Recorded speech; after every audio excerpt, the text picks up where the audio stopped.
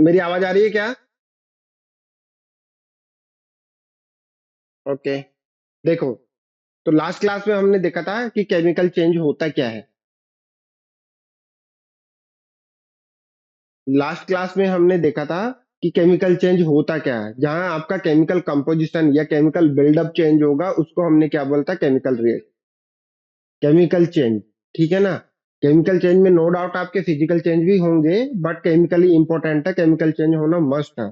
तो ऐसा प्रोसेस जिसमें केमिकल चेंज होता है उसी को हमने क्या नाम दिया था, केमिकल रिएक्शन। हमने बोला था कि केमिकल रिएक्शन होगी। उसके बाद में हमने 5 पैरामीटर्स देखे थे, ऐसे विजुअल पैरामीटर इंडिकेटर देखे, जिनसे हमें पता लगेगा कि हाँ फिजिकली कि रिएक्शन हुई है कि नहीं हुई है, केमिकल चेंज हुआ है कि नहीं हुआ। तो फर्स्ट क्राइटेरिया हमारा क्या है, केमिकल कंपोजिशन। केमिकल कंपोजिशन, उसके बाद में फिर आ जाता है हमारा पहला कि आपका जो है कलर चेंज होना चाहिए। दूसरा, आफ्टर रिएक्शन आपका प्रेसिपिटेट फॉर्मेशन होना चाहिए। थर्ड आपका था कि आपका स्टेट चेंज होनी चाहिए, सॉलिड से लिक्विड, लिक्विड से गैस। फोर्थ आपका इवोल्यूशन ऑफ गैस होना चाहिए, गैस का जनरेशन होना चाहिए, इवोल्यूशन होना चाहिए। और फिफ्थ हमने देखा था टेम्परेचर चेंज होना चाहिए।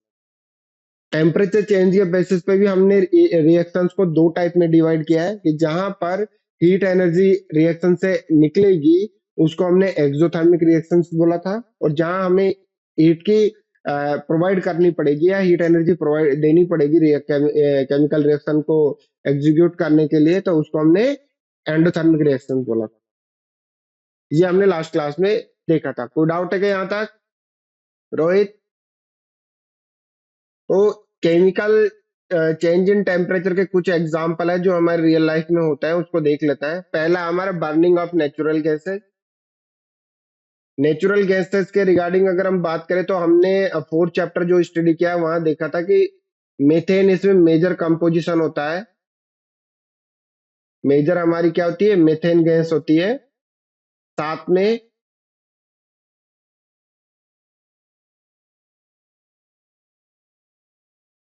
ट्रेसेस ऑफ ब्यूटेन प्रोपेन इनका भी रहता है।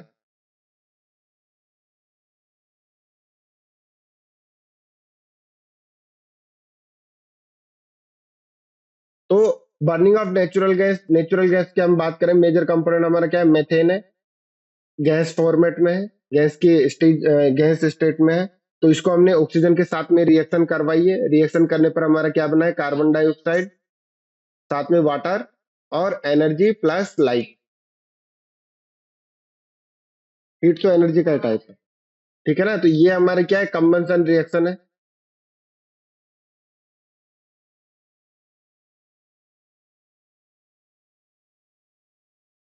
कंबंशन रिएक्शन में भी कौन सा है, बर्निंग है, क्योंकि मैंने बताया था जहां फ्लेम निकलेगी आपको उसको बर्निंग बोलेंगे।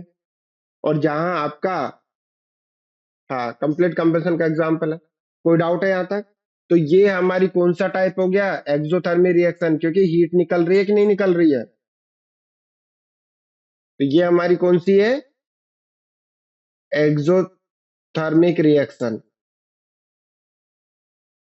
तो हम जो खाना बनाते हैं, कंबंशन करवाते हैं, तो कंबंशन रिएक्शन कौन सी रिएक्शन होती है, एक्सोथर्मिक। कोई डाउट है क्या यहाँ तक? सेकेंड हमारा रेस्पिरेशन है। रेस्पिरेशन में भी अगर हम बात करें तो ये भी हमने फर्स्ट चैप्टर में पढ़ लिया है, कौन सा है, एरोबिक रेस्पिरेशन।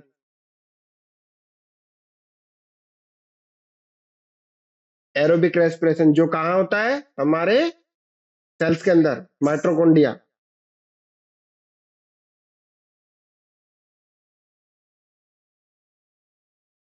ठीक है ना।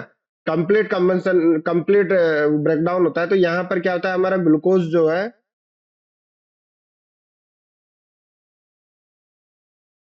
वो 6 मॉलिक्यूल ऑफ ऑक्सीजन के साथ में रिएक्शन करता है, और कंप्लीट ब्रेकडाउन करके कार्बन डाइऑक्साइड, हाइड्रोजन, साथ में एक्वस नहीं है, ये लिक्विड है। ठीक है ना। और ये गैस है। ये क्या लिखा है, ये स्टेट गलत है सबकी। ये भी गैस है हमारा। एनर्जी निकलती है प्लस हीट, लाइट, लाइट नहीं, एनर्जी निकलती है। जो फर्दर किस में कन्वर्ट हो जाती है, फर्दर हमारी किस में, एंडोथर्मिक प्रोसेस में, सेल्स के अंदर और डिफरेंट ऑर्गन में यूज होती रहती है। ठीक है ना, तो ये हमारी कौन सी रिएक्शन है, अगेन यहाँ पे हमारी क्या निकल रही है, हीट एनर्जी निकल रही है। आपका बॉडी का टेम्परेचर कितना है, 37 डिग्री, तो वो टेम्परेचर कैसे मेंटेन हो रहा है, ये रिएक्शंस के थ्रू ही। तो यहाँ पर भी ये भी हमारी कौन सी एग्जाम्पल है, एक्सोथर्मिक रिएक्शन। बता दो Mandar.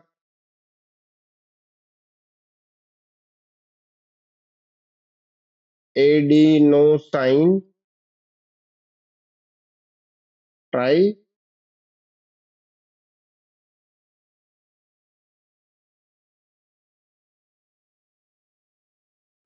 Phosphate P, adenosine try मैंने पढ़ा है वहां पे, कैसे नहीं बताया। कोई डाउट है क्या? तो रेस्पिरेशन, एरोबिक रेस्पिरेशन भी किसका एग्जांपल है, हमारी एक्सोथर्मिक रिएक्शन का। नेक्स्ट देख लेते हैं, डिकम्पोजिशन ऑफ वेजिटेबल मैटर। ठीक है ना, तो ये भी हमारा एक्सोथर्मिक रिएक्शन का पार्ट रहता है।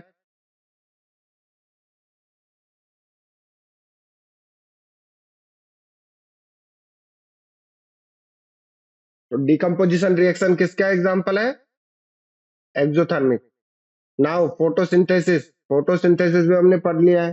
ठीक है ना, उसमें हमने देखा था कि कार्बन डाइऑक्साइड गैस जो है, एक्वस कहाँ से आ रहा है, गैस जो है रिडक्शन के बाद में किस में कन्वर्ट हो जाती है, ग्लूकोज में।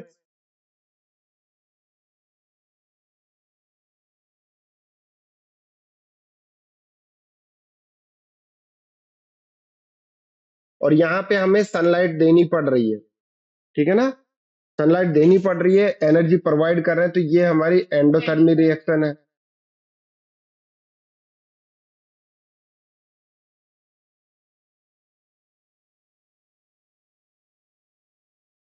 कोई डाउट है क्या? थर्ड है हमारा रस्टिंग ऑफ आयरन। देखो रस्टिंग ऑफ आयरन बहुत ही कोरोजन का टाइप है हमारा।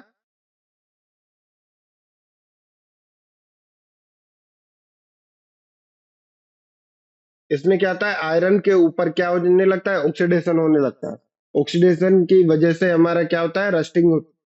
बहुत ही स्लो प्रोसेस होता है। ठीक है ना, very slow process,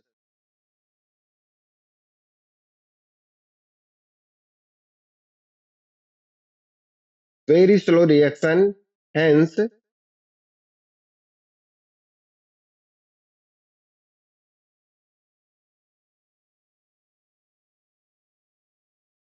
barely felt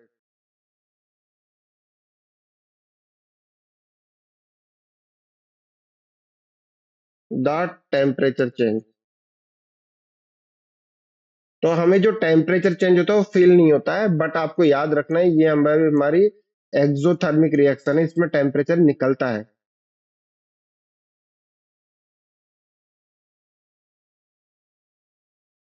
ठीक है ना, टेम्परेचर हमारा निकलता है, प्लस हीट। नोट करो जरा, यहां तक किसी को डाउट है क्या?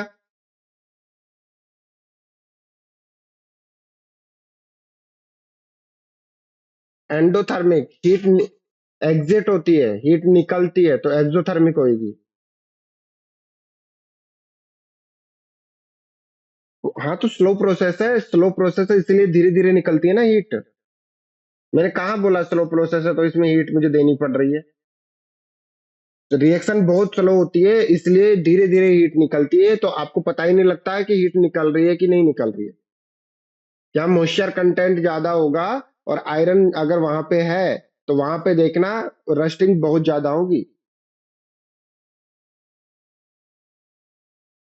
चले क्या आगे? तो देखो जरा, ये कुछ क्वेश्चन है जो आपके यहाँ पे करवा दिए गए हैं। देखो 2023-24 1 मार्क्स का क्वेश्चन आया है। असर्शन है rusting of iron is endothermic in nature. क्या ये ट्रू है क्या? As the reaction is slow, the release of heat is barely evident. ठीक है ना, बहुत ही कम पता ही नहीं लग पाता। तो यहाँ पे A is false, D is the right answer. Next देखिए, सीबीएसई 2023 और 24 का क्वेश्चन है, 2 मार्क्स का। डाइल्यूटेड एचसीएल, डाइल्यूटेड मैंने बता दिया था क्या होता है। डाइल्यूटेड मतलब जहां पर वाटर, हाँ, कंसंट्रेसिटी ऑफ जो है हमारा एचसीएल आयंस क्या है, कम होगा, उसकी कंसंट्रेशन लेस होगी, उसको हम डाइल्यूटेड बोलते हैं। Is added to zinc granules, ठीक है। How will you prove that the chemical change has been take place. देखिए, जब हम इसकी रिएक्शन करवाते हैं तो जिंक हमारा सॉलिड स्टेट में है, एचसीएल हमारा क्या है, एक्वस में है, क्योंकि पानी मिला हुआ है, डाइल्यूटेड है,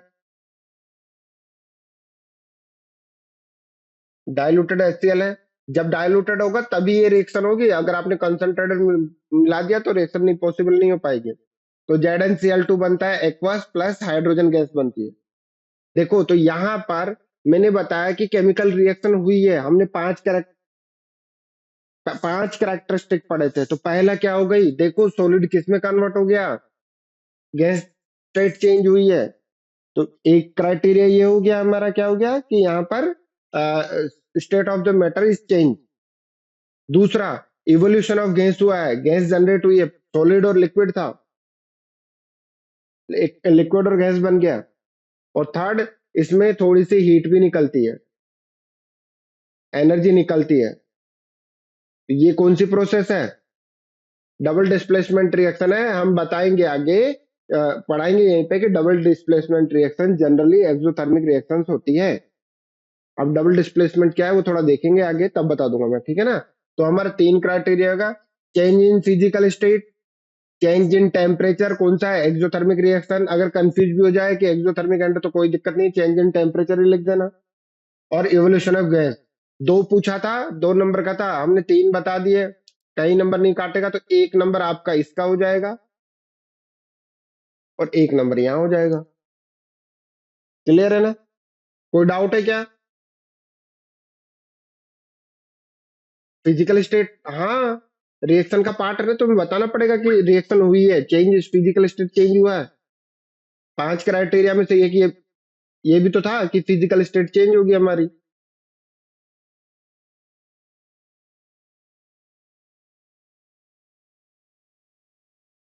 हाँ, वो सब लिखना जरूरी है, और ये सब मैं बताऊंगा, टेंशन ना लो।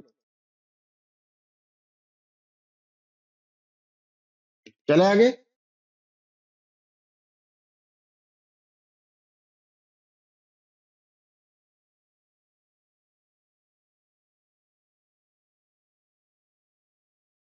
ठीक है ना, तो देखो, बैलेंसिंग, नेक्स्ट हेडिंग डालिए, balancing and need to balance a chemical equation. अभी तक हमने क्या देख लिया, केमिकल रिएक्शन क्या होती है वो देख लिया, फिर कौन कौन से पैरामीटर से जिसको हम पहचानेंगे, कुछ एक्सोथर्मी एंडोथर्मी देख लिया। अब बात आ जाती है बैलेंसिंग करने की। रिएक्शन तो हम लिख लेंगे, केमिकल रिएक्शन हमें समझ में आ गई है, अब केमिकल इक्वेशंस क्या होती है उसको लिखेंगे और उसको बैलेंस करेंगे, ठीक है ना।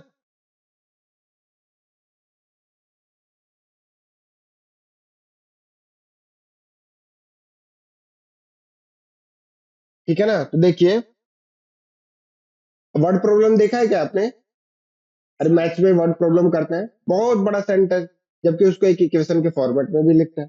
तो सिमिलरली कोई स्टेटमेंट दिया है, जैसे यहाँ देखो एक स्टेटमेंट दिया है, when A magnesium ribbon is strongly heated in the presence of oxygen. अरे सुन लो भाई, वो तो मुझे भी पता है, बट केमिकल इक्वेशन क्या होती है उसको समझ लो, कैसे क्या बनती है, ठीक है ना। Presence of oxygen, it burn with a dazzling white flame and form white magnesium oxide powder. अब इतना बड़ा स्टेटमेंट है, इतना लिखेंगे, अगर मेरी एक रिएक्शन हुई है, इतना बड़ा लिखते बैठूंगा तो इतने में तो मेरी रिएक्शन हो जाएगी। केमिकल लैब में हम इतना बड़ा थोड़ा ना लिखते बैठेंगे। इक्वेशंस का मतलब क्या होता है, छोटे छोटे पार्ट में लिखना। तो इसको, फर्स्ट जो तरीका होगा उसको हम किस में कन्वर्ट कर देंगे, वर्ड प्रॉब्लम में। तो उसमें हम क्या लिख देंगे, हम उसमें लिखेंगे Mg+O2 is changing to Mg, sorry, magnesium plus oxygen changing होके मैग्नीशियम ऑक्साइड, इसको हम बोलते हैं वर्ड। बट वर्ड फॉर्मेट को समझने से पहले हमें कुछ और चीज से देखना पड़ेगा कि रिएक्टेंट क्या होते हैं, प्रोडक्ट क्या होते हैं। तो जैसे समझिए कि यहाँ पर इसको मैंने किस में कन्वर्ट कर दिया है, वर्ड प्रॉब्लम में।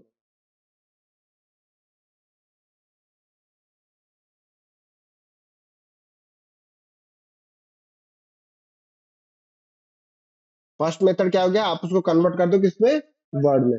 तो इतना बड़ा लिखने से अच्छा ये बढ़िया है। मैंने क्या लिखा, मैग्नीशियम है, ऑक्सीजन के साथ रिएक्शन करके मैग्नीशियम ऑक्साइड बना दिया।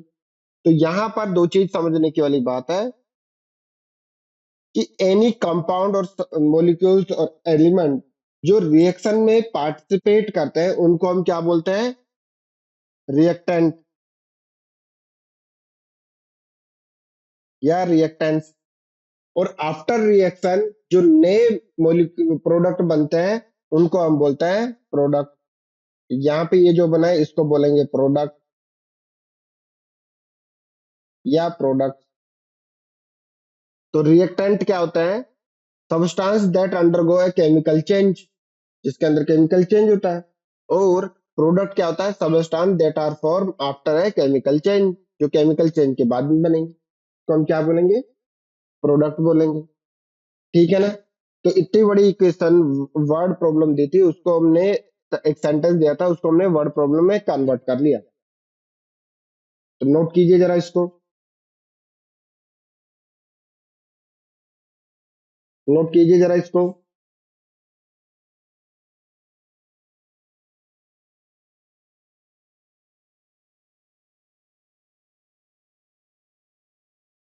सागर हम पिटाई करेंगे, मैं तुम्हें कितनी बार मना कर चुका हूं बाहर नहीं आने का तुम्हें, अंदर जाओ। क्योंकि तुम शैतानी करते हो ना, तुम्हारी सारी आवाज यहाँ रिकॉर्ड होती है, फिर मुझे उसको बैठकर उसको एलिमिनेट करते बैठना पड़ता है एक एक को।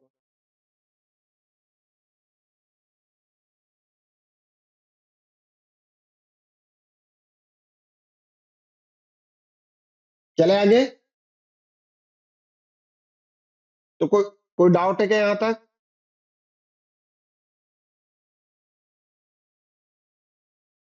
तो फर्स्ट तरीका हमने क्या किया, वर्ड फॉर्मेट में करने का, वर्ड वर्ड प्रॉब्लम में उसको लिखा है। दूसरा सेकंड तरीका हमारा क्या हो जाएगा, सिंबल के फॉर्मेट में हम उसको लिख।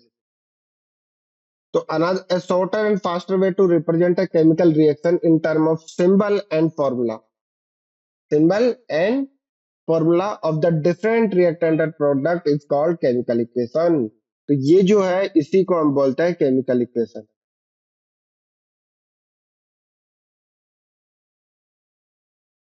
ठीक है ना, जहां पे हम सिंबल के फॉर्मेट में हम लिखते हैं। ठीक है ना। तो हमने क्या किया था, मैग्नीशियम को ऑक्सीजन की प्रेजेंस में क्या किया, हीट किया। हीट करने पर हमारे पास क्या बन गया, मैग्नीशियम ऑक्साइड बन गया। क्लियर है क्या यहाँ तक। अब बात करते हैं क्या ये गिवन इक्वेशन बैलेंस है। देखो बैलेंसिंग कैसे, जैसे लेफ्ट हैंड साइड मेरे पास में जितना मॉलिक्यूल्स है, राइट हैंड साइड में देखो जरा कितना मॉलिक्यूल है, एमजी है एक और एक ऑक्सीजन है। एमजी कितना है मेरा, लेफ्ट हैंड साइड में कितना है, 1 है। ऑक्सीजन कितना है, 2 है। राइट हैंड साइड में देखो मैग्नीशियम 1 है, ऑक्सीजन क्या है, 1 है। ये तो बैलेंस नहीं है, बैलेंस नहीं है। और लास्ट क्लास में हमने डिस्कस किया था कि इन्वायरमेंट में या नेचर में जितनी भी रिएक्शंस होती है वो सारी कैसी होती है, बैलेंस होते हैं। तो हम हमें भी क्या करना पड़ेगा, उसको बैलेंस करके रखना पड़ेगा। ठीक है ना। तो ये अनबैलेंस जो रिएक्शन है इसको हम बोलते हैं unbalance chemical reaction, chemical equation.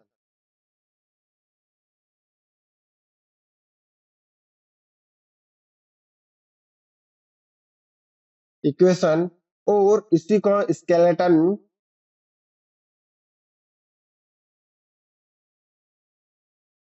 Equation भी बोलते हैं। क्लियर है। ये इक्वेशन क्या है, बैलेंस नहीं है। This chemical equation is non skeleton chemical equation. Okay, कोई डाउट है क्या यहाँ तक। तो अब हम क्या करेंगे इसको, हम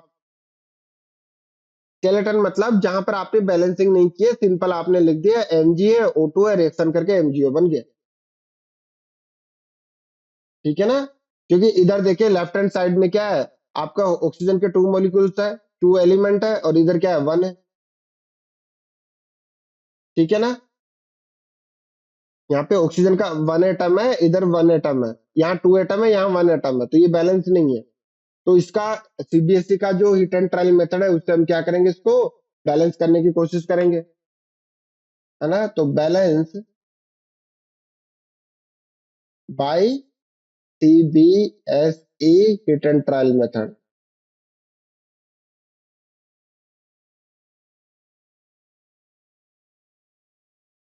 चले आगे। ठीक है ना? तो अब बात आ जाती है कि हमें बैलेंसिंग करने की कहाँ जरूरत पड़ रही है, नीड ऑफ बैलेंसिंग। तो नीड इसलिए पड़ रही है क्योंकि हमने देखा था कि कभी भी यूनिवर्सल लॉ है कि मास जो है नाइदर क्रिएट हो सकता है नॉट डिस्ट्रॉय हो सकता है। जब हमने केमिकल रिएक्शन किए तो जितना उसमें एटम्स है, जितने मॉलिक्यूल्स पार्टिसिपेट किए हैं, उनका मास जो होगा, प्रोडक्ट का जो रिएक्टेंट का जो मास होगा, वो प्रोडक्ट के मास से कैसा होना चाहिए, इक्वल होना चाहिए। ये रूल्स हमें किसने दिया था, इसको law of conservation of mass बोलते हैं, जो हमें दिया था Antonio Antony Lavoisier.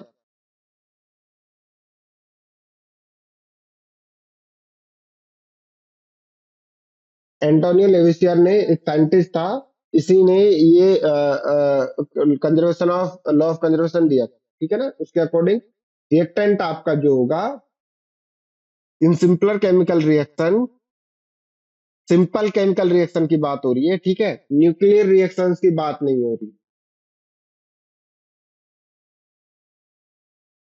Not valid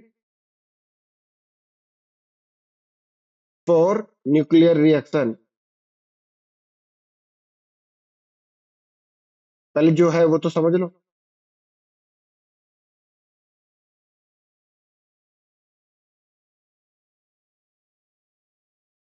nuclear की स्पेलिंग क्या होगी? Not valid for nuclear reactions. ठीक है ना? तो mass is neither created not destroy it, that is the mass of, जो हमारा रिएक्टेंट का जो मास होगा इज इक्वल टू हमारे किसके होना चाहिए, प्रोडक्ट के इक्वल होना चाहिए। ये हमारे एंटोनियो लेविसियर ने दिया। ठीक है ना? जैसे कि अगर यहाँ हम एक एनालॉजी समझे, तो ए और बी कोई कंपाउंड है, रिएक्शन कर रहा है सी और डी के साथ में, तो आफ्टर रिएक्शन उसने एडी और सी भी बनाया। यहाँ पे ए सिंगल था, इधर भी ए सिंगल है, डी इधर है सिंगल सिंगल, डी इधर सिंगल इधर सिंगल, मतलब एक एक एक एटम यूज हुआ। ठीक है ना? तो यहाँ पर जब सिंगल एटम यूज है तो रिएक्टेंट और प्रोडक्ट जब के एटम सेम है, एटॉमिक नंबर सेम है, एटोमिसिटी सेम है, तो उनका मास भी कैसा होगा, सेम होगा। तो chemical reaction is rearrange of atom. तो यहाँ पर एक्चुअल में हुआ क्या है, रीअरेंजमेंट ऑफ एटम हुआ, केमिकल बिल्डअप हमारा चेंज हुआ। ठीक है? तो इसी को हम बोलते हैं hence the number of atom of a reactant is equal to number of atom of product होता है। इसी से हमारा बोलते हैं reactant mass is equal to होता है प्रोडक्ट का मास। क्लियर है क्या? क्यों करते हैं हम कंजर्वेशन ऑफ मास के लिए? कोई डाउट? हाँ बोलिए।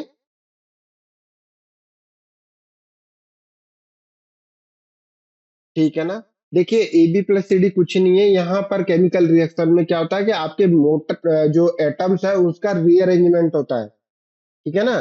जैसे देखिए एक एग्जांपल ले लेता हूं मैं, एग्जाम्पल ले लेता हूं, जैसे हमारा था अभी जो हमने बात किया Mg सॉलिड है, उसको ऑक्सीजन के साथ में हमने रिएक्शन करवाई तो हमारा क्या बन गया, MgO2 हुआ।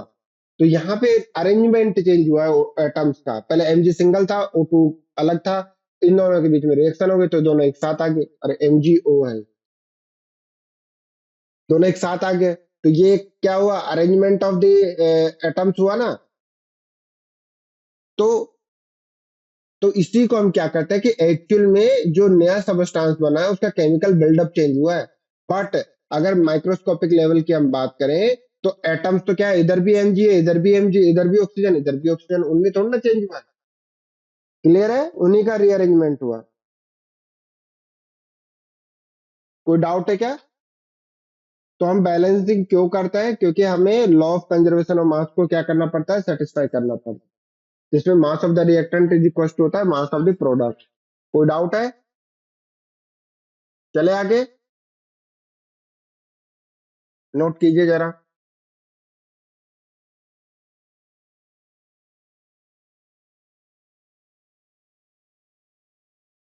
तो देखिए जरा, एक इक्वेशन लेते हैं, उसको बैलेंस करते हैं। तो बताइए जरा, is the this give is this below chemical equation is balance? Check कर लेते हैं। Left hand side, right hand side हमारा क्या है, Fe है, हाइड्रोजन है, ऑक्सीजन है। Fe किधर है? लेफ्ट हैंड साइड में 1 है, राइट हैंड साइड में 3 है। हाइड्रोजन लेफ्ट हैंड साइड में 2 है, राइट हैंड साइड में भी 2 है। ऑक्सीजन लेफ्ट हैंड साइड में 1 है, राइट हैंड साइड में कितना है, 4 है। ये तो कहीं पे बैलेंस नहीं है, तो हम बोल सकते हैं कि ये क्या है, नॉट बैलेंस। तो ये जब नॉट बैलेंस है, कौन सा फॉर्मेट है, इसको क्या बोलते हैं, skeleton chemical reaction, chemical equation.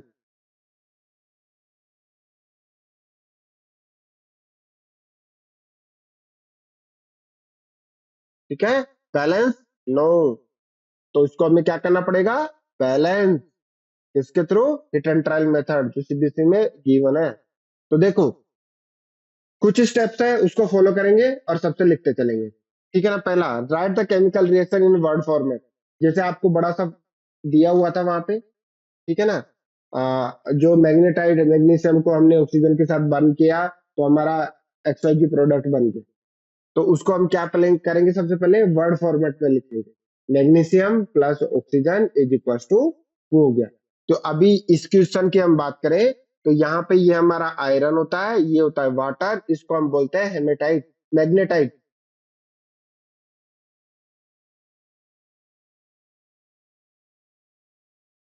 Magnetite ये क्या होता है हमारा, FeO.Fe2O3 का क्या होता है, मिक्सर होता है।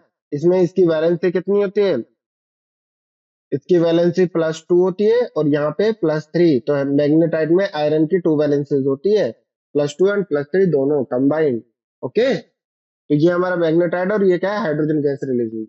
तो इसके वर्ड फॉर्मेट में लिखेंगे तो हम कैसे लिखेंगे, आयरन को स्टीम किया, आयरन स्टीम मतलब लिक्विड, तो हमारा मैग्नेटाइट बना और साथ में हाइड्रोजन गैस का इवोल्यूशन हुआ। तो ये हमारी वर्ड प्रॉब्लम हो गई। अब इसको किसमें लिखेंगे, स्केलेटन केमिकल इक्वेशन में लिखेंगे। तो यहाँ पे हमारा हो गया Fe+H2 change in Fe2O3 plus O2। ठीक है ना, ये हमारी सेकंड स्टेप हो गई है। थर्ड स्टेप में हम क्या करेंगे, right the chemical symbols and formula in box. यहाँ पे क्या करना है आपको, इसके बाद में, ये कंपलसरी नहीं है, आप अभी नए नए हो इसलिए थोड़ा देख लो बाद आप, बट आफ्टर सम टाइम आप इसको एलिमिनेट कर। बॉक्स में क्यों करना है कि आपको इनको Fe जैसे Fe+H2O change in Fe2O Fe3O4 plus H2, इनको हमें क्या करना है, बॉक्स में बंद कर देना है। कर देते हैं बॉक्स में।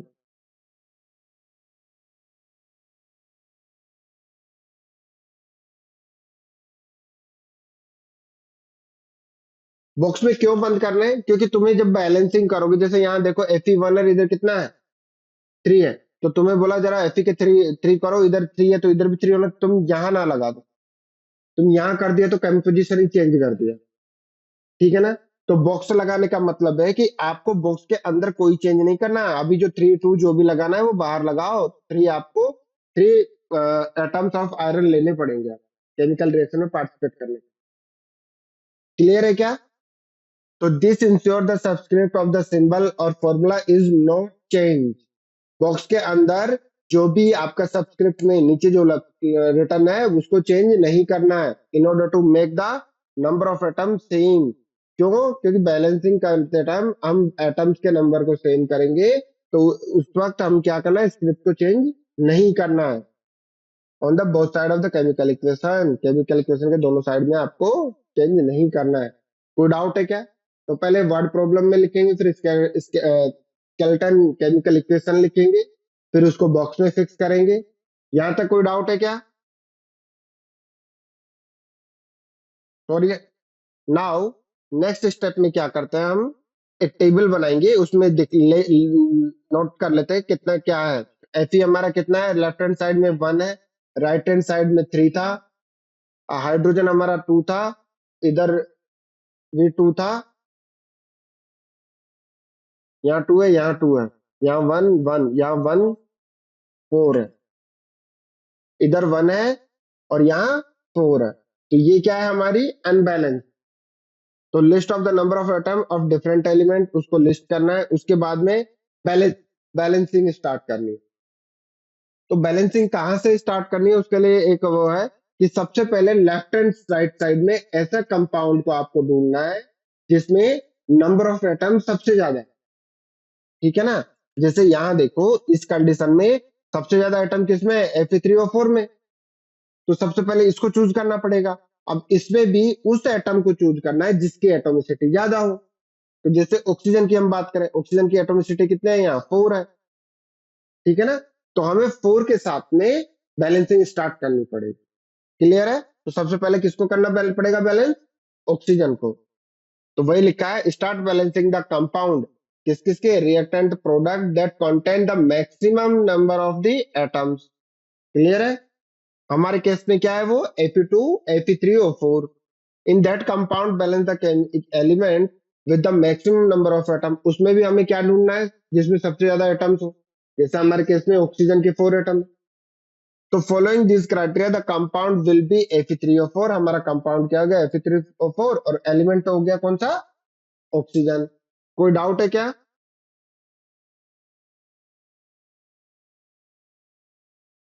तो देखो नेक्स्ट हमें क्या करना है, यहाँ पे 1 है और इधर कितना था, 3, यहाँ 2 था, यहाँ 2 था, यहाँ 1 था और यहाँ 4।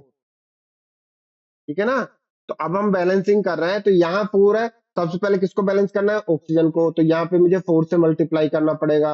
आउटपुट कितना हो गया, 4, ऑक्सीजन हो गया बैलेंस।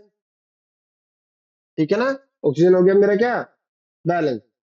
बट ऑक्सीजन के साथ में क्या था, H2O था। इसको अगर मैं यहाँ 4 लगा रहा हूं तो मेरा ये कितना हो गया, इसको भी मेरे को 4 से मल्टीप्लाई करना पड़ेगा। तो ये कितना हो गया, 8। हाइड्रोजन मेरा कितना हो गया, 8। जब हाइड्रोजन 8 हो गया तो इधर भी मुझे बैलेंस करना पड़ेगा, भैया मुझे 8 लेना, 2 से 4 से मल्टीप्लाई करना पड़ेगा, तब जाके वो 8 होगा। ठीक है ना? और यहाँ पे 3 है, तो यहाँ पे कितना मल्टीप्लाई करना है, multiply by 3 is equal to 3। Clear है? तो मेरी जो इक्वेशन हुई, क्या थी हमारी equation, Fe plus H2O change in Fe3O4 plus H2। तो यहाँ पे बैलेंसिंग के बाद में मेरे पास क्या आ गया, बैलेंसिंग के बाद में देखो, ऑक्सीजन को 4 से मल्टीप्लाई करना पड़ेगा मुझे, तो यहाँ मैंने 4 से मल्टीप्लाई कर दिया, ये 8 हो गया, ये हो गया। और यहाँ पे हाइड्रोजन के साथ में कितने लगाना पड़ेंगे मुझे, 4, 4 दूनी 8, 4 टू जा 8, और यहाँ पे 4 टू जा 8। और ऑक्सीजन 4 और 1 4 हो गया, और यहाँ पे 4 हो गया। यहाँ पे H3 था, तो यहाँ पे मुझे 3 से मल्टीप्लाई करना पड़ेगा।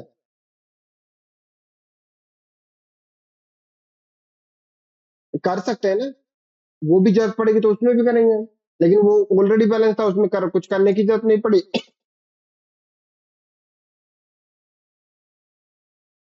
यहाँ मुझे कुछ करने की जरूरत नहीं पड़ी, इसलिए मैंने उसको टच नहीं किया। बैलेंसिंग समझ में आया? ठीक है, एक एग्जांपल और करवाता हूं। जैसे नाइट्रोजन गैस हमारे एनवायरमेंट में, ऑक्सीजन गैस वो हमारे एनवायरमेंट में, हमने इसको हीट दिया तो वो किस में चेंज हो गया, NO के अंदर, जो कि किस में है, गैस में। तो ये कौन सी रिएक्शन हो गई, एक्सोथर्मिक एंडोथर्मिक रिएक्शन हो गई ना, क्योंकि एंट्री की है। और ये हीट कौन सी है, लाइटनिंग एनर्जी है, लाइटनिंग एनर्जी है।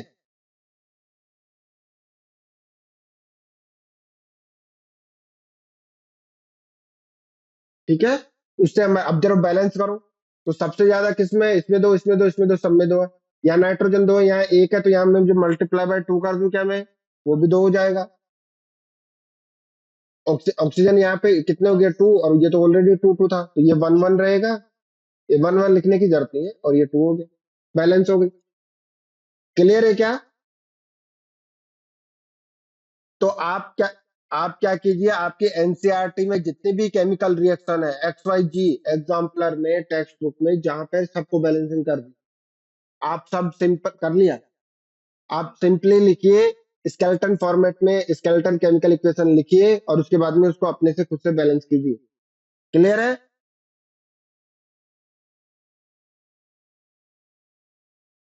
नहीं आ रही वो लेके आइए।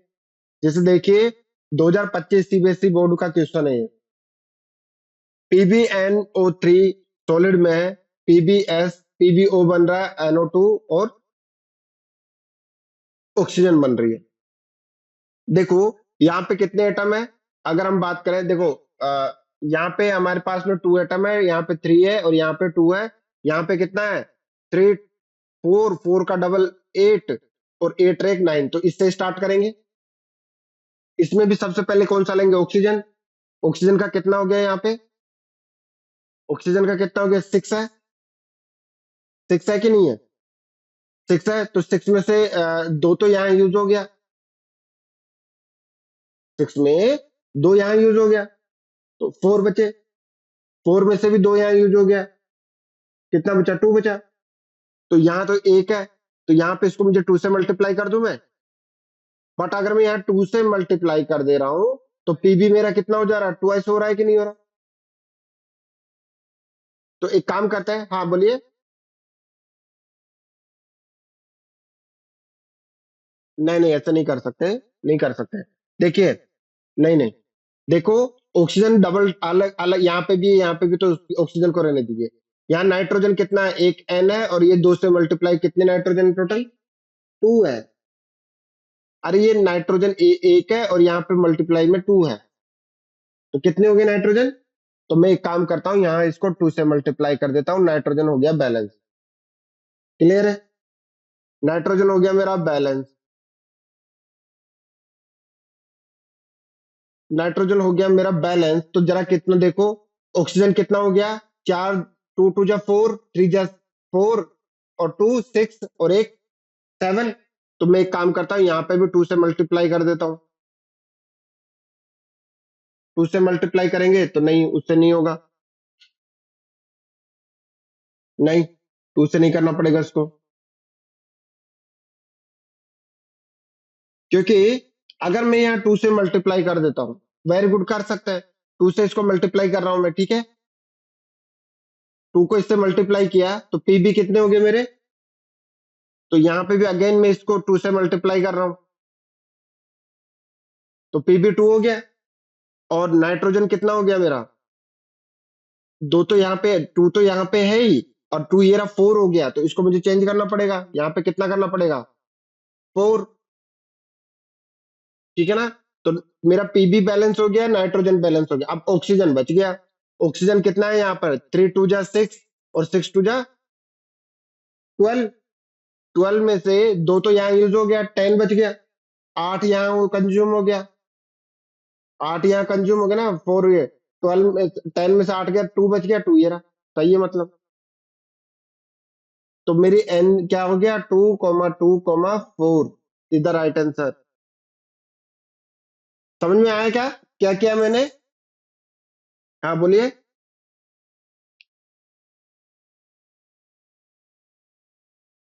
कैसे डायरेक्ट बताइए, कैसे।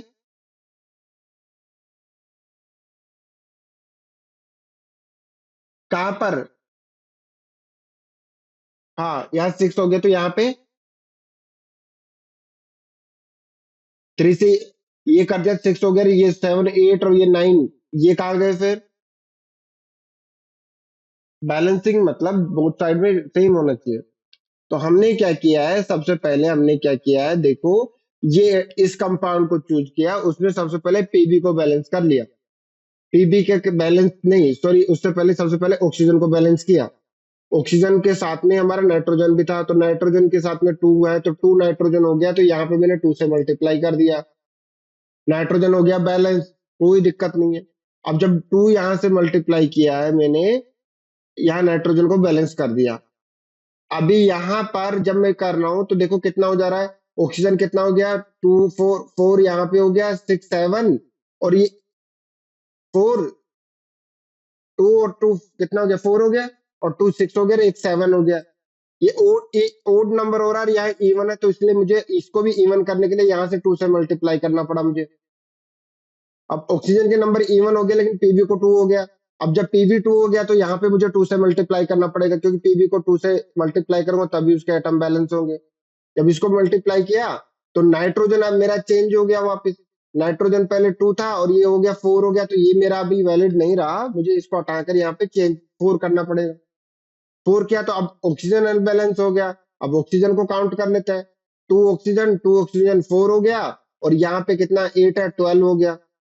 इधर 12 है और इधर कितना है, सॉरी सॉरी, इधर 6 3 टू जा 6 6 टू जा 12 है, इधर 12 ऑक्सीजन है, और इधर कितना है 2 2 4, और ये कितना है 4 8 है,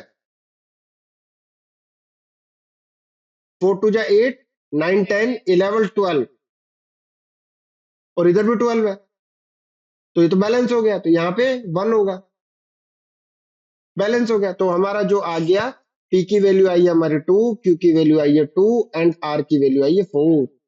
क्लियर है क्या ये क्वेश्चन? तो ऐसे हमें बैलेंस करनी है। देखिए 3 नंबर का क्वेश्चन है, 2025 लास्ट ईयर का ही है, बोर्ड में पूछा है, why do we balance a chemical reaction. ये मैंने बता दिया है। कंजर्वेशन कंजर्वेशन ऑफ मास को बैलेंस करने के लिए हमें क्या बैलेंसिंग करनी पड़ती है। Name and state the law of suggest law that law suggested law of conservation the balancing of chemical equation. नहीं, आप जो है देख क्यों करते हैं कंजर्वेशन मास, उसमें क्या होता है, mass is neither greater not equal है, और एटम का ओनली क्या होता है, रीअरेंजमेंट होता है, इसलिए मास कंजर्व है। ठीक है ना, वो लिखना है। बैलेंस द फॉलोइंग, अब इसको बैलेंस करना है, तो यहाँ पे देखो सबसे ज्यादा एटम किसके हैं, तो इसी को उठा लेते हैं। जेड एन के साथ में कितना है, 3 है, तो 3 तो यहाँ 3 कर दो। ठीक है ना। हाइड्रोजन कितना है, यहाँ ऑर्डर यहाँ इवन है, तो इसको 2 से मल्टीप्लाई करो, तो ये कितना हो गया 6, 6 कर दिया। और पीओ कितना हो गया आपका 2 हो गया, और यहाँ देखो पीओ ऑटोमेटिक 2 है, और यहाँ पे 6 हो गया, तो इसको 3 से मल्टीप्लाई कर दो, हो गई बैलेंस।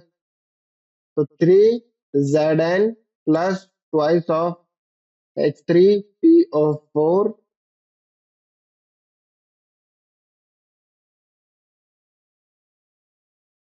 Zn3PO4 का ट्वाइस प्लस 3H2।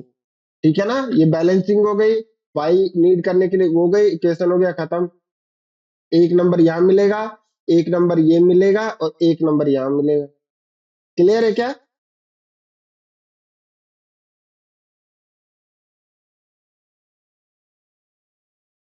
नहीं नहीं नहीं, बैलेंसिंग तक आपको स्टेट लिखने की जरूरत नहीं।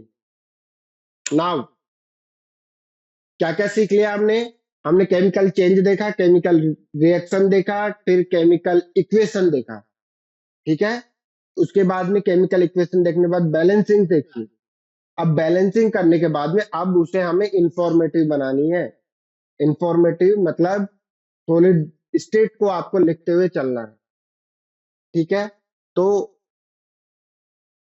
हेडिंग डालिए हमारा limitation of chemical reaction and their removal.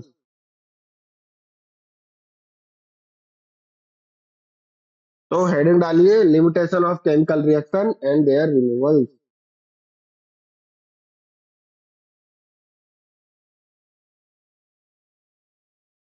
तो लिमिटेशन क्या है, अभी तक हमने जो लिखा है उसमें कहीं आपको ऐसा पता लगा कि ये सॉलिड स्टेट में, ये लिक्विड स्टेट में, ये गैस स्टेट में, ये प्रेसिपिटेट है, कुछ पता लगा क्या आपको? नहीं पता लगा ना। कैसे? वो कहाँ इक्वेशन में कहाँ पता लगा तुम्हें? इक्वेशन कोई इंफॉर्मेशन नहीं दी होती है कि जेड एन जो है सॉलिड है, लिक्विड है कि गैस है। H3 फॉस्फोरिक एसिड जो था हमारा H3PO4, उसके बारे में कोई नहीं बता रखा था कि वो सॉलिड है कि लिक्विड है, गैस है कि एक्वस है कि क्या है, कुछ ही नहीं है। तो फर्स्ट लिमिटेशन क्या है कि केमिकल इक्वेशंस के अंदर हमें स्टेट नहीं दी गई होती। तो उसको इंफॉर्मेटिव बनाने के लिए हमें क्या करना पड़ेगा, उसकी स्टेट उसके साथ में लिखनी पड़ेगी। क्लियर है? तो देखो जरा। हाँ बोलिए। हाँ बोलिए। वो बता रहा हूँ ना, चल रहा हूँ ना, ये इसीलिए तो आग, वही तो बताऊंगा ना आगे, वही तो स्टार्ट कर रहा हूँ। अरे बताऊंगा ना, अरे वही तो बताऊंगा ना मैं आगे, अभी चल ही तो रहा हूँ, तो उसी प्रोसेस में तो चल रहा हूँ। ठीक है ना? तो देखो, physical state of reactant product हमें लिखना पड़ेगा। तो देखो कैसे। सॉलिड के लिए हमें क्या करना पड़ेगा, एस लिखना पड़ेगा स्क्रिप्ट। जैसे कि हम बात करें जेडन, तो यहाँ पे आपको लिखना पड़ेगा एस। ठीक है ना? जैसे कि हम बात करें सोडियम, उसके साथ में लिखना पड़ेगा एस। जैसे कि हमने बात किया आयरन, उसके साथ लिखना पड़ेगा एस। एस मतलब ये सॉलिड स्टेट है। जितने भी मेटल्स हैं, जितने भी मेटल्स हैं वो सारे रूम टेम्परेचर, सारे रूम टेम्परेचर,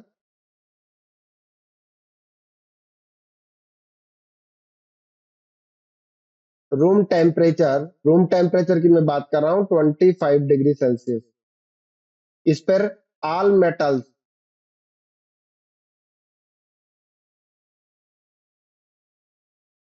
एक्सेप्ट Hg, जो कि हमारा लिक्विड में होता है, फाउंड इन सॉलिड स्टेट।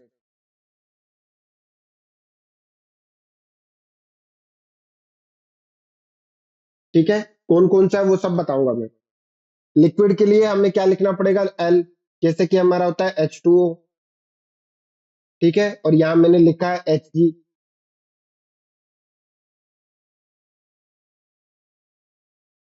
जैसे कि हो गया H2O, ये किस स्टेट में, लिक्विड। Hg, ये किस में, लिक्विड। और हमारे पास में ब्रोमीन है। ठीक है ना? ब्रोमीन गैस है जो कि रूम टेम्परेचर पर लिक्विड में होती है।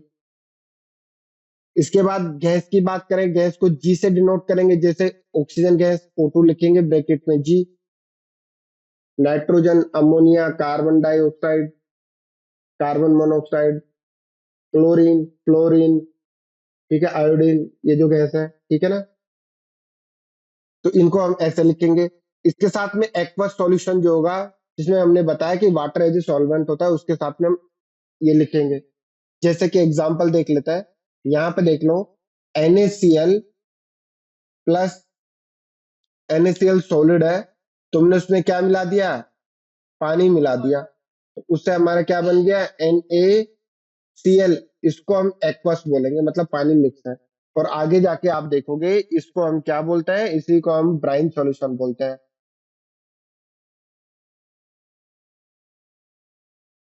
ठीक है? ब्राइन सॉल्यूशन बोलते हैं। ठीक है? और इसके बाद में थर्ड होता है प्रेसिपिटेट। अगर कोई इंसॉल्युबल सब्सटेंस, प्रेसिपिटेट मतलब इंसॉल्युबल।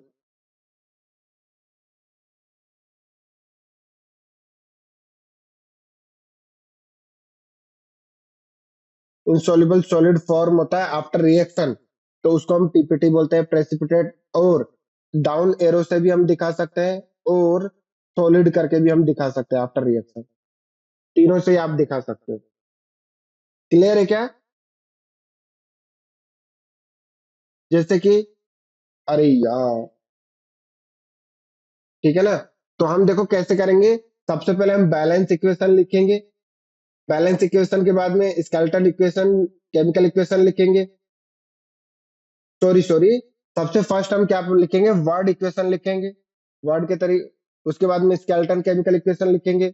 उसके बाद में बैलेंस केमिकल इक्वेशन लिखेंगे। और बैलेंस के बाद में हम उसे क्या करेंगे, इंफॉर्मेटिव बनाएंगे। क्लियर है?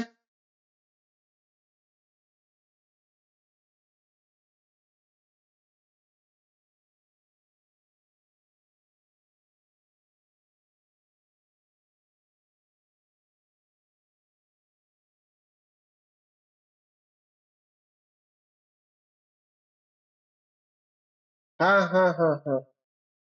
अभी नहीं करना पड़ेगा, बाद में करना पड़ेगा आपको, मस्ट है। अभी जरूरत नहीं पड़ेगी 10th क्लास में। यार इसको कहाँ से रटना ही पड़ेगा उसको भाई। बता दूंगा कुछ कुछ चीजें, है ना, कुछ कुछ चीजें बता दूंगा। ये देख लेना आप थोड़ा।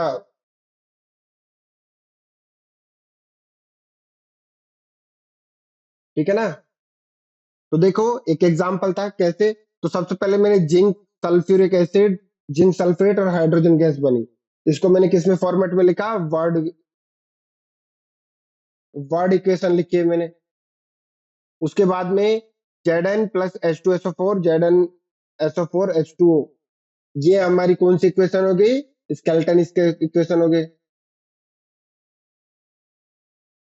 फिर उसके बाद में बैलेंसिंग करेंगे तो Zn 1 है, इधर भी 1 है, हाइड्रोजन 2 है, इधर 2 है, सल्फ्यूरिक एसिड SO4 है, तो ये तो ऑलरेडी बैलेंस भी है।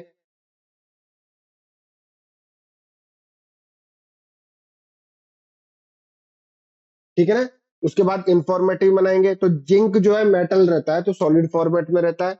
H2SO4 कभी भी इंडिविजुअल स्टेज में नहीं रहता, ये हमारा किस में रहता है, एक्वस कंडीशन में रहता है। Z N S O four हमारा जो बनेगा वो एक्वस ही बनेगा, और H2 क्या बन जाएगी, गैस बन जाएगी। तो जिंक सॉलिड हो गया, एक्वस हो गया, एक्वस हो गया और गैस हो गई। तो ये हमारी इंफॉर्मेटिव हो गई।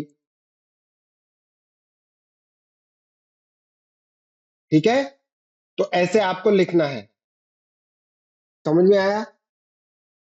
ठीक है ना, कैसे इंफॉर्मेटिव बनाना है, पहले हम वर्ड इक्वेशन लिखेंगे, फिर स्केलेटन इक्वेशन लिखेंगे, फिर बैलेंस इक्वेशन लिखेंगे, फिर उसको इंफॉर्मेटिव बनाएंगे।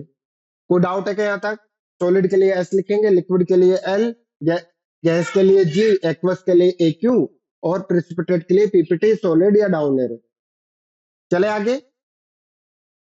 अब बात कर लेते हैं कौन लिक्विड है, कौन गैस है, कौन क्या है, जो तुम्हारे सिलेबस में है। ठीक है ना। तो जरा देखो,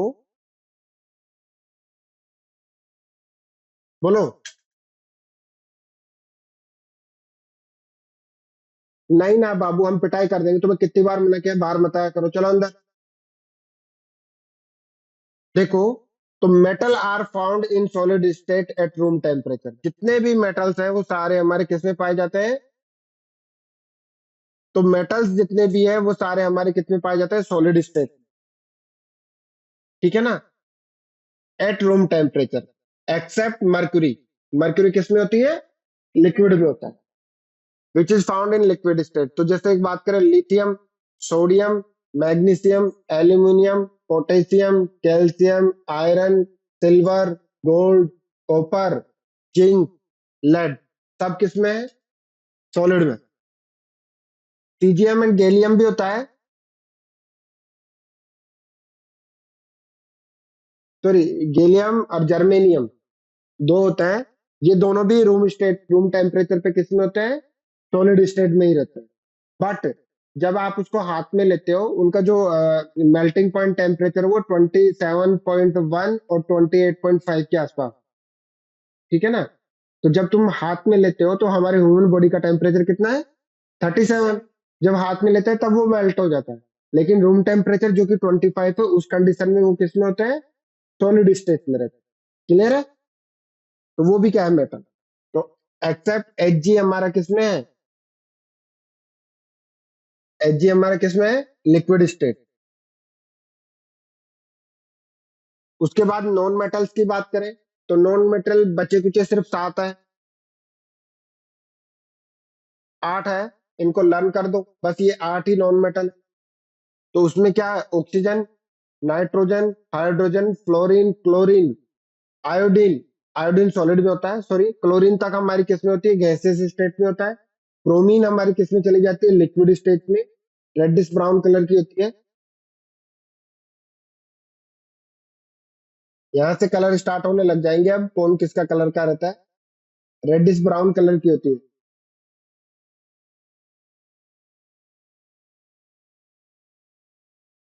और आयरन और कार्बन ये दोनों किस में थे, सॉलिड स्टेट में होते हैं। ठीक है ना।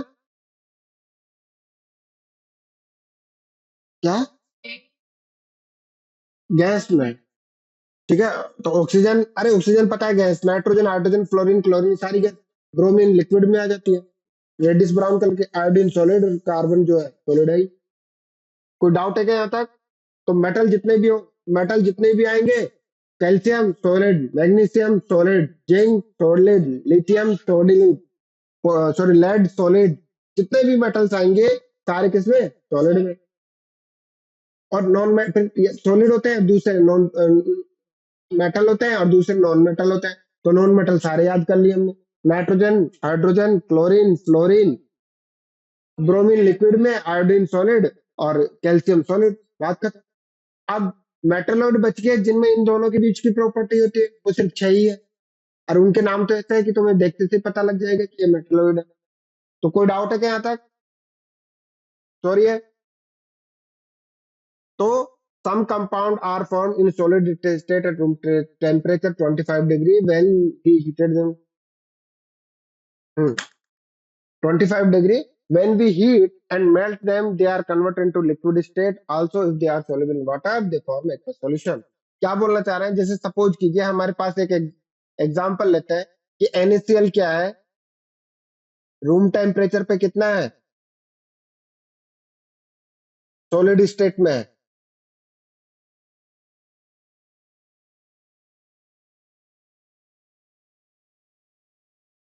ठीक है ना। बट इसी NaCl को मैंने गर्म किया 800 डिग्री सेल्सियस पे, ठीक है, तो ये किस में हो जाएगा? NaCl लिक्विड में कन्वर्ट हो जाएगा। इसको बोलते हैं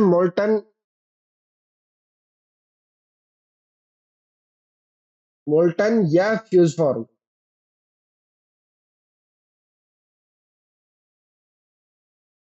और ये टेम्परेचर क्या होता है? इस प्रोसेस को हम बोलते हैं, इस प्रोसेस को हम बोलते हैं molten and fusion.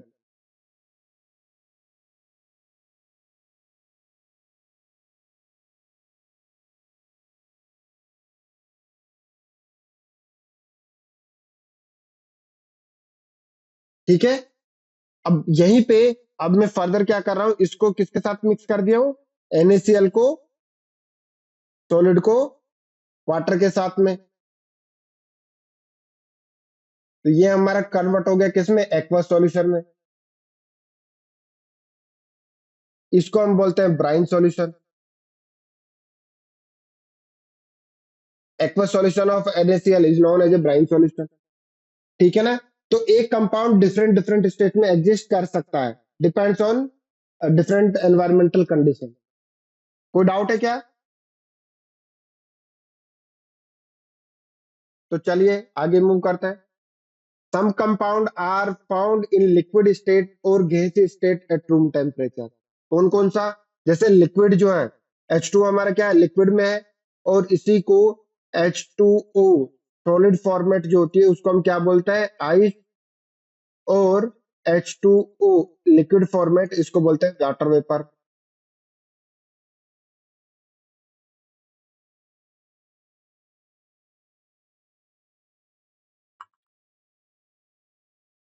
Carbon dioxide हमारी किसमें है? गैस में होती है। अमोनिया ये भी गैस में है। सल्फर डाइऑक्साइड ये भी गैस में। और हाइड्रोजन सल्फाइड, इसको पता है ना, इसको नाम है अमोनिया।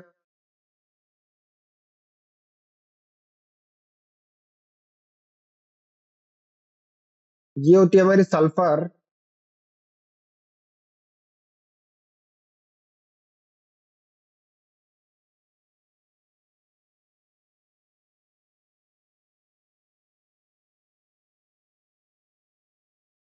और ये होती है हमारी हाइड्रोजन सल्फाइड।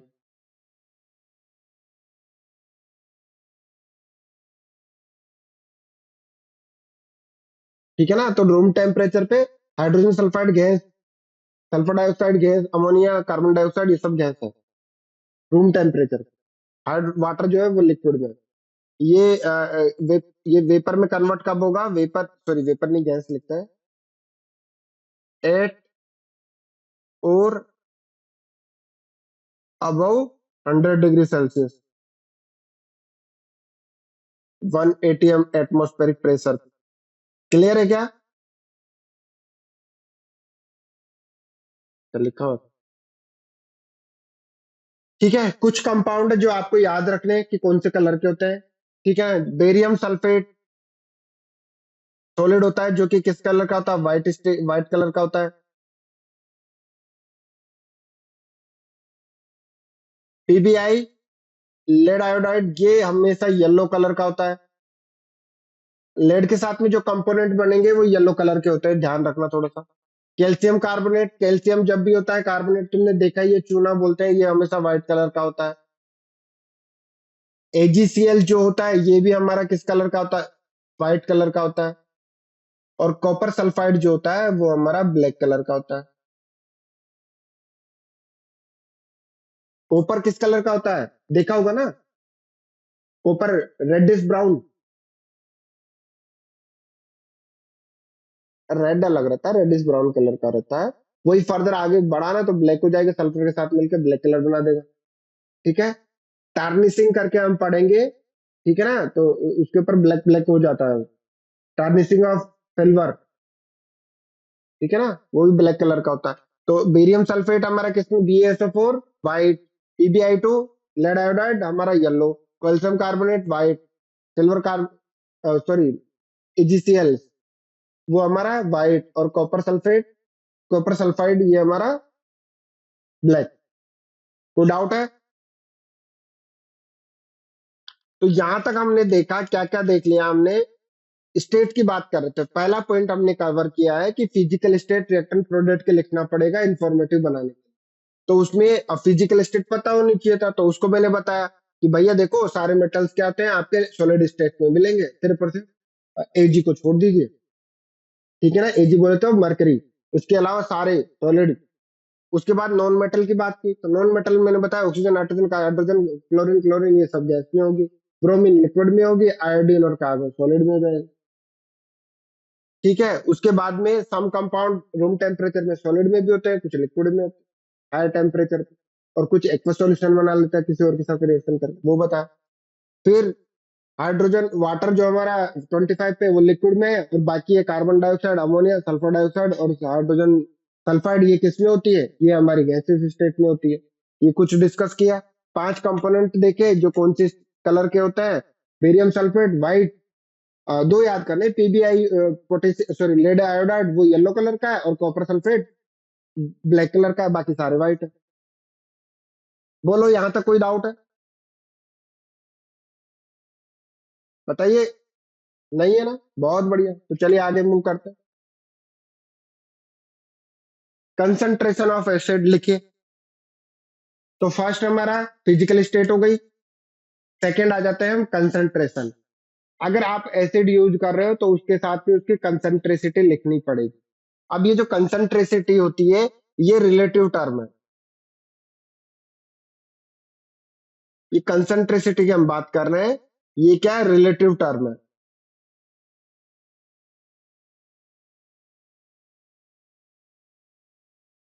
रिलेटिव टर्म है, रिलेटिव टर्म का मतलब किसी भी सॉल्यूशन के अंदर में कितने हमारे एसिड आयंस हैं, एसिड के मॉलिक्यूल से एटम आयन होंगे, वो डिपेंड्स करता है उसके कंसेंट्रेसिटी के ऊपर। ठीक है, तो higher the concentricity higher the acid molecule in the given solution. तो higher concentration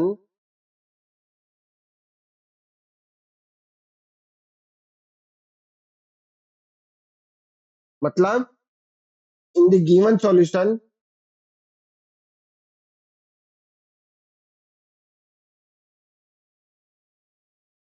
higher the acid particle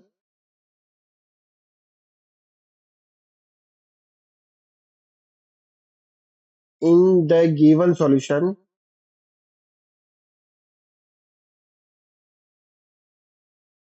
of given solution relative the other solution। और एसिड बेस पढ़ेंगे वहां इसको डीपली और देखेंगे। ठीक है, तो हायर कंसेंट्रेसिटी है मतलब उसके अंदर जो एसिड पार्टिकल दूसरे सॉल्यूशन के कंपेरेटिवली ज्यादा है। तो इसको डिनोट कैसे करेंगे, कंसंट्रेटेड CuNC डॉट और डाइल्यूटेड डॉट, और मास्टर दिखाना पड़ेगा। ठीक है, तो देखो जरा,